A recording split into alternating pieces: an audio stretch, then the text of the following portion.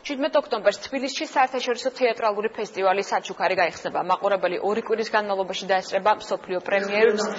ქართულ თეატრალურ სივრცეში ნახავენ ცნობილი რეჟისორების ანი ბოგლატის, დიმიტრი კრიმოვის, ანდრეი ჟოლდაკის, ანდრონ კონჩალოვსკის, რიმას ტუმინასის და გაი მასტერსონის სპექტაკლებს. ფესტივალი 17 ნოემბრამდე გაგრძელდება. გახსნის ცერემონიალზე ტრადიციულად დასახელდება მიხელ თუმანიშვილის პრემიის ლაურეატები.